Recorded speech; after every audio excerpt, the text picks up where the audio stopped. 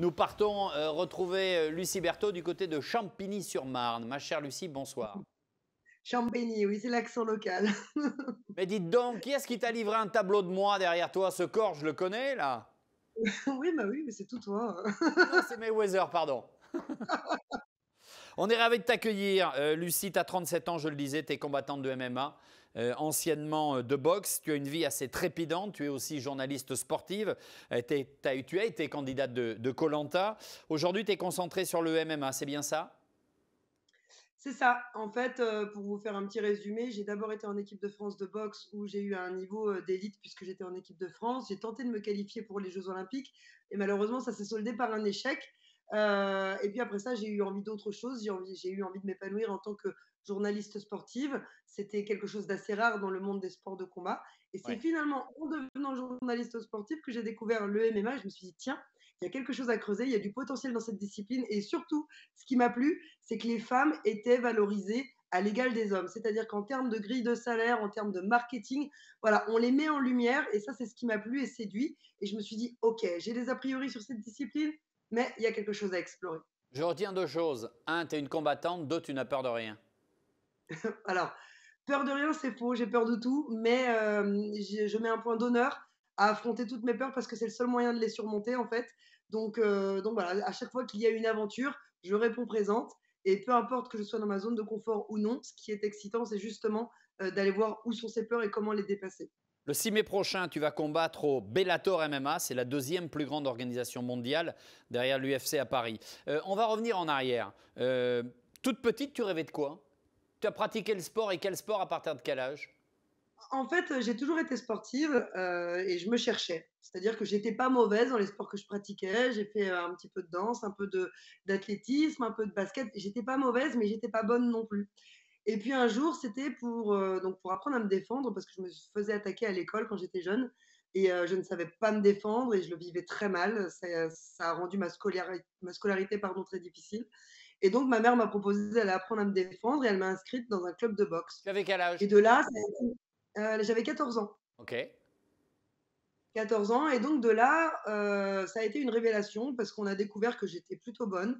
Dès mon premier combat, bah, écoutez, j'ai tabassé mon adversaire, c'est-à-dire que j'avais tellement peur que je lui ai littéralement sauté à la gorge et pour m'en sortir finalement, l'instinct de survie et finalement j'ai gagné par jet de l'éponge de mon adversaire et là on s'est dit: «Tiens, il y a quelque chose» et donc finalement ça m'a aidé à prendre confiance en moi, ça m'a aidé à me construire sportivement et c'est même devenu une partie intégrante de mon identité parce que finalement, cette carapace de combattante, c'est ce qui me protégeait contre ce monde que je trouvais hostile et finalement, bah, c'est devenu mon identité.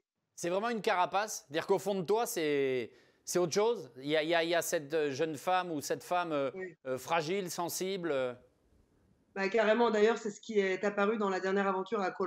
J'ai été un peu exposée au grand jour. Moi qui me cache toujours derrière cette carapace de combattante, voilà, on me voit comme une femme très, très forte et cetera. Non, je suis pas une femme forte, je suis juste une femme courageuse, en fait, qui n'a pas peur d'aller affronter, ses peurs et donc c'est vrai que oui, je suis quelqu'un d'assez ultra sensible, donc ça veut dire que même sportivement, la manière dont ça s'exprime, bah, on passe par des grands hauts, des grands bas et puis Ouais. je ne suis pas la sportive la plus stable, c'est-à-dire que, voilà, je ne suis pas constante en termes de performance. Ça va être très, lié aussi à ma gestion d'émotions. Courageuse, ça veut dire quoi pour toi? Courageuse, ça veut dire, avoir peur et y aller quand même. Ça veut dire, faire ce que les autres ne feront pas. Ça veut dire faire des sacrifices et aller chercher ce dont on rêve. Euh, Tu vas réussir à décrocher 5 titres de championne de France. Tu es également championne d'Europe en boxe. C'est Qu'est-ce qui ça. fait que tu arrêtes tout d'un coup?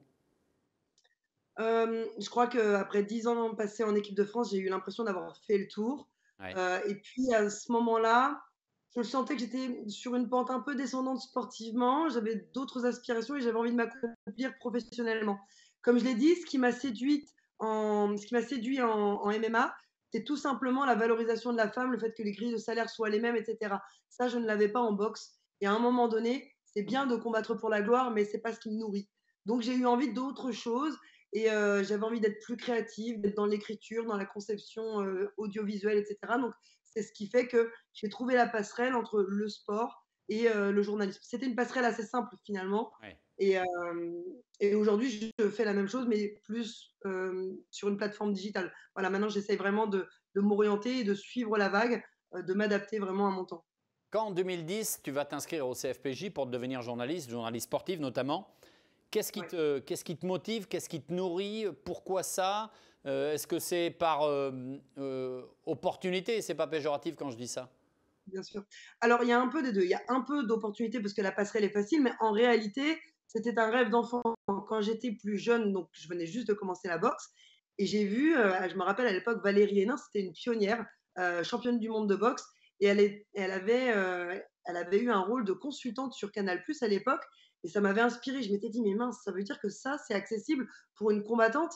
Et d'un seul coup, ça a ouvert mon esprit sur le fait que ce soit possible et je me suis engagée dans cette voie à partir de ce moment-là. Et donc d'un stage à un autre, et cetera, de fil Ouais. en aiguille. Et je m'inscris dans un processus donc, de formation de journaliste sportif, donc et au CFPJ et dans le cursus Sciences Po pour les sportifs de haut niveau.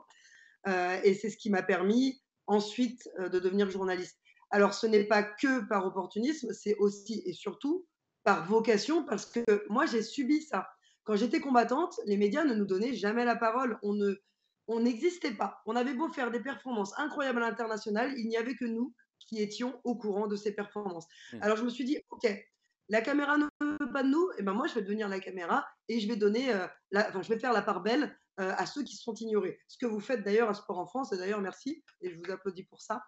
Mais en gros, c'était un peu ça ma vocation, donner de la lumière à ceux qui n'en ont pas, parce que moi je l'avais vécu et j'en avais souffert, parce que mine de rien, quand tu es sportif, on te dit oui, il faut trouver des sponsors. Mais comment tu trouves des sponsors si tu n'es pas Ah oui. visible, en fait? Il y a les réseaux Voilà. sociaux maintenant en même temps, mais je comprends qu'évidemment, Voilà. ça suffit pas, quoi. C'est vrai que les réseaux sociaux, ça y est, maintenant les sportifs doivent devenir influenceurs, c'est un petit Ouais. peu, la condition pour trouver des partenariats. Donc moi j'ai eu un petit peu cette chance-là de faire koh et d'aller loin dans l'aventure, donc ça m'a aidé sportivement. Mais c'est vrai qu'avant ça, Alors, c'était compliqué. ouais, mais justement, j'allais te dire, il y a le côté journaliste sportif, il y a la boxeuse multititrée, il y a le MMA. Pourquoi avoir fait koh? Une fois de plus, c'est pas une critique, ça. Tu as cherché une fenêtre médiatique?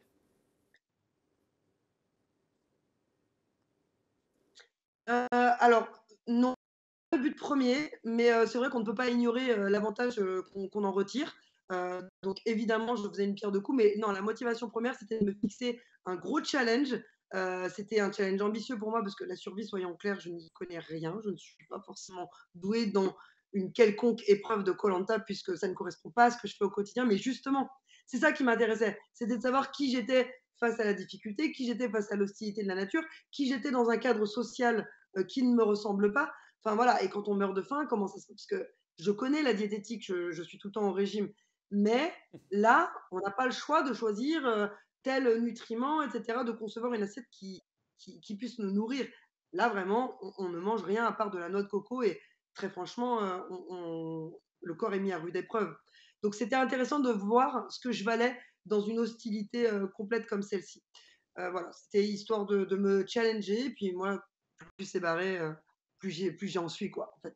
Et te retrouver en finale, ça t'a surpris?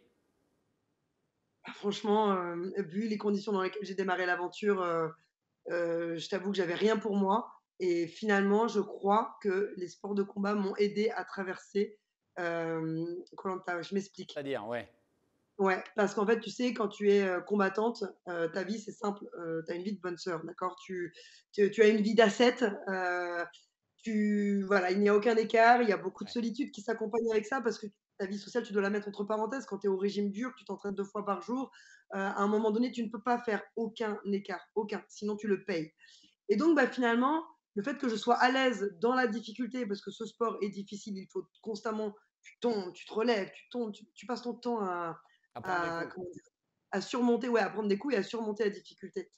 Donc finalement, je suis à l'aise dans cette zone-là, je suis aussi à l'aise avec la solitude. Et finalement, je crois qu'aussi ma capacité d'adaptation, qui est mon point fort dans toute ma carrière globale, que ce soit et dans le sport et dans le journalisme et de manière générale, finalement, c'est cette capacité d'adaptation, cette clairvoyance, entre guillemets, à analyser la menace et voir où sont les opportunités, c'est ça qui fait que j'arrive en finale. Parce que c'est pas un jeu sportif, c'est un jeu social. Oui, Voilà, c'est ça que j'ai compris. agilité, Agilité et adaptabilité. Et j'ai envie de te dire, c'est presque la vie, ça d'ailleurs, hein. C'est ça. C'est une belle métaphore de la vie, c'est une belle métaphore du monde de l'entreprise d'ailleurs. Je trouve qu'il y a vachement de similitudes entre le monde de l'entreprise, mais surtout les grosses corporations et ce qu'on vit à koh complètement. Attends, je vais le déposer, ces deux mots, parce que tu es capable de me les piquer sinon. 2015, tu vas te tourner vers le MMA. Et tu participes au IMMAF, c'est les champions du monde amateurs à Las Vegas. Et là, bim, médaille d'argent. C'est une surprise? Non, parce que je croyais en moi, j'avais analysé un petit peu le niveau, de l'IMAF, donc on dit l'IMAF et en gros, à la base, c'était un one shot. C'était un projet journalistico-sportif. J'avais décidé de faire une émission sur ce sujet-là. Donc, l'idée, c'était de découvrir ce sport, son univers, ses protagonistes, découvrir l'équipe de France, comment on se prépare pour un combat, comment ça se passe quand on combat à Las Vegas, la Mecque du MMA. Donc, c'était vraiment voilà, une introspection profonde dans cet univers. Et finalement, j'ai été prise à mon jeu parce Mon que propre jeu, ouais. ouais, ouais, je me suis prise d'affection pour cette discipline. J'ai découvert en fait qu'elle était très intéressante et sans fin. Elle est illimitée en termes d'apprentissage parce qu'il faut savoir tout faire dans ce sport. Attends, Et attends, surtout, attends, j'ai attends, dit, attends. Savoir tout faire, en quoi c'est différent de la boxe anglaise? Et c'est quoi alors savoir tout faire? la boxe anglaise, c'est que les points. Ouais. Voilà. Le MMA, c'est 1, les points, 2, les coups de pied, 3, les coups de coude, 4, les coups de genoux. Ensuite, il y a la lutte, il y a le judo, il y a le jujitsu. C'est tellement dense, il faut savoir faire tellement de choses que c'est le sport de combat ultime. Et c'est pour ça d'ailleurs qu'il est aussi tendance. C'est pour ça que maintenant les jeunes ne jurent que par ça. On l'entend partout. Octogone, octogone, c'est le mot-clé de la nouvelle génération. Donc ça a un succès fou. Et je crois que j'ai découvert que j'avais toujours de l'énergie à revendre. Deux, j'ai découvert un univers qui me fascinait et que j'avais envie d'explorer en profondeur. Et trois, ben, moi, un sport qui valorise la femme. Clairement, c'est bon, c'est vendu, on va voir ce qui s'y passe. Alors, Et donc, je vais faire je me exprès de suis... te provoquer, mais on a l'impression que c'est une discipline, tous les coups sont permis. Est-ce Non, que, pas tout. alors, en quoi ça valorise la femme? Alors oui, tu m'as parlé de l'aspect financier.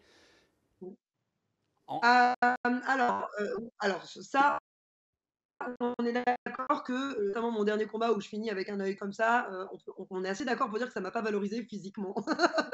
Mais par contre, ce que j'aime quand je parle de valorisation, c'est que les médias vont traiter les femmes à égalité. On va les mettre en avant, on va les mettre sur une main card, sur un main event. Elles vont partager l'affiche avec les plus grandes stars masculines. Génial. Ça, moi, je suis désolée, à mon époque, je ne l'ai pas vu en boxe anglaise. Et puis, bah, le fait qu'on ait une grille de salaire qui soit égale, c'est quand même assez rare pour qu'on le relève, quoi. Donc, ça, ce sont des choses qui m'ont séduit fortement. Pour comprendre une chose, Lucie, et ce n'est pas un côté voyeur, mais c'est pour tomber dans le concret. En 2020, tu signes avec Bellator MMA, la deuxième organisation mondiale derrière l'UFC. Tu gagnes des grands combats. Combien tu gagnes dans les victoires comme ça, dans des grands rassemblements? Alors, en fait, chaque organisation a sa politique en termes de rémunération. Par exemple, quand on est à l'UFC, on prend en moyenne, c'est entre 10 000 et 12 000 euros le premier combat. Ça, c'est seulement si tu perds, c'est pour le combat. Et si tu gagnes, tu as une prime de victoire et tu gagnes le double. Tu passes du simple au double. Alors, eux, ils ont des grilles de salaire, c'est-à-dire qu'à l'entrée, tu gagnes 10 plus 10 ou 12 plus 12. Les autres organisations, ça va être différent. Il va falloir que tu te vendes, que tu te valorises, que tu négocies. C'est une négociation. En fonction de ton potentiel et de ce que tu es et de ce que tu as à mettre sur la table, si tu génères de la billetterie, si tu es quelqu'un de médiatique, tout ça fait que tu peux être plus ou moins bien payé. Si tu débarques, que tu viens de débuter en MMA, concrètement, si tu t'en sors avec 1000 euros le premier combat, c'est déjà très bien. Mais ça, c'est le premier combat. Et quand tu rentres dans une très grande organisation, tu peux facilement aller tabler sur du 15 000, 20 000. Mais de très grandes organisations mondiales, souvent les américaines. Donc ça, c'est génial, et tu as raison, parce que cette équité homme-femme, bah, il y a peu de disciplines qui le proposent. Il y en a beaucoup qui le réclament, mais ce n'est pas souvent entendu. Comme tu le dis aussi, de pouvoir valoriser les femmes dans leur discipline lors de même combats que les hommes. Alors pas les uns contre les autres, évidemment, mais un combat d'hommes puis un combat de femmes, je trouve ça assez génial. Si je comprends bien, et bravo, et une fois de plus, ce n'est pas par voyeurisme que je dis ça, parce que ça m'intéresse et que j'ai envie de te féliciter. Merci. Par an, tu gagnes quoi? 100, 200, 300, 400 000? Je ne me rends pas compte du coup ce que Ah ça non, donne. pas du tout. Non, non, non, non, on en est carrément au-dessus. Non, non, non, non, pas du tout. Moi, par combat, au Bellator, j'ai un peu plus de 10 000 garanties. Voilà. Et D'accord. après, je double la mise si je gagne. Voilà, tout simplement. Mhm. Et donc, tu as combien de combats par an pour qu'on essaie de comprendre? Bah, il est là l'aspect fâcheux, c'est que en général, on ne propose pas plus de 4 combats par contrat. Le contrat, il est de 18 mois. Donc, tu fais le calcul, mais encore faut-il ne pas se blesser. Eh oui. Si tu te blesses, par exemple, si ton contrat, tu as 4 combats, eh bien, s'il y en a un que tu dois refuser parce que tu es blessé, eh bien, ça compte dans tes 4 combats. Donc, tu dois t'asseoir sur cet argent. Donc, c'est pour ça que moi, j'ai fait le choix de ne pas vivre entièrement de ça parce que j'ai envie de vivre décemment. Concrètement, un combat, ça représente à peu près 4-5 mois de salaire décent. Personnellement, moi, j'ai fait le choix d'investir toutes mes primes de combat dans l'immobilier parce que je veux qu'à la fin de ma carrière, il me reste certes des grands souvenirs, mais surtout un patrimoine. Je veux que tous ces coups que j'ai pu prendre à l'entraînement et au combat, ils aient servi à quelque chose et qu'ils m'assurent un futur tranquille. Donc ça, c'est ma manière de penser et de voir les choses. Il y Bon. en a qui en vivent. Moi, j'ai fait le choix de vivre à côté normalement, comme tout le monde, en fait, comme vous, comme n'importe qui. Hmm. Donc je fais mon travail, je l'aménage en période de préparation de combat, je diminue mes charges de travail, mais je travaille tout. Lucie, si je dis que j'ai l'impression, et on se connaît peu, on se découvre entre guillemets, que tu es quelqu'un qui a la rage de vivre et que tu as probablement plus faim que d'autres et que ça se voit ou ça se comprend lors des combats, mais pas que, même dans l'organisation de ta vie, quoi. Ouais, je sais pas, alors il paraît, ouais, que je suis comme ça. Je m'en rends pas compte parce que j'ai toujours été comme ça, donc je Ouais. m'en rends pas compte. On me qualifie souvent un petit peu d'écorché vive et surtout moi je ne me laisse jamais abattre, je refuse en fait, la fatalité et après ça s'explique sûrement parce que j'ai eu, une tragédie beaucoup plus jeune, où j'ai été confrontée très, très jeune, bah, à la violence physique à l'école, dans un deuxième temps, il y a eu des problèmes familiaux, dans un troisième temps, j'ai été confrontée, à une mort qui m'a traumatisée et je me suis rendu compte que la vie était vraiment précieuse et que je ne pouvais pas me permettre de la gâcher. Donc à partir de là, j'ai décidé de vivre ma vie à 200 et de ne rien laisser. Le gâteau, je vais le manger en entier et peu importe que je tombe, je me relèverai en fait. Donc, et peu importe qu'on m'appuie sur la tête, parce que oui, il y a parfois des gens qui me font des choses qui sont pas très sympas, et je n'ai rien à faire. Je me relève tout le temps, et ça, c'est voilà, je mets un point d'honneur à ça. Je décide de ma vie, et, et peu importe ce qu'on essaye de me faire sur la route, je vais Ouais. tout traverser. En revanche, j'imagine qu'il y a de ta part une vraie évaluation du risque à chaque fois. C'est pas j'y vais puis on verra, Inch'Allah, les yeux fermés, quoi. Non, mais c'est pour ça, quand tu disais que je n'avais peur de rien, en réalité, non, j'ai peur de tout. Mais c'est juste que j'ai du courage, j'ai du cœur et ça m'aide à me transcender. J'ai la foi en moi-même, la foi en la vie et c'est ce qui me permet d'avancer pas après pas, de toujours marcher, même quand on traverse l'enfer, je marche, je marche, je marche et je m'arrête jamais, en fait. Ça doit être dur de suivre, hein. Ouais, ouais, faut les épaules solides un peu, hein. Lucie, quand tu gagnes à Bercy, tu es la première femme à avoir combattu en MMA là-bas. J'imagine que Bercy est plein. Quand tu gagnes, il y a... Non? C'était en pleine pandémie. Oh merde. C'était en pleine pandémie. Ouais, donc du coup, on n'avait que 1000 spectateurs, donc c'était frustrant. Ah ouais, C'était parce que... frustrant à ce moment-là, mais ça restait le premier Bellator à Bercy, c'était Bercy, quoi. Enfin, c'était l'Accor Arena. Qu'est-ce que ça a généré chez toi? Un rêve d'enfant, c'est un rêve qui se réalise parce que quand j'ai commencé la boxe à l'âge de 14 ans, je regardais les grands combats qui avaient lieu, donc diffusés sur Canal+, qui Eh avaient oui. lieu, à Bercy exactement et à l'époque, je me disais: «Waouh, il n'y a que des grands combattants et un jour j'aimerais être là moi aussi» et finalement, tu vois, à force de persévérance, j'ai pourtant arrêté ma carrière de boxeuse. Ma carrière de boxeuse ne m'aurait probablement pas amenée à Bercy et finalement je reviens, je retourne au charbon et là, boum, le rêve se réalise. 30 et j'avais quel âge? Ouais, j'avais 35 ans à ce moment-là. 35 ans. Ouais. Comme quoi, hein, never give up.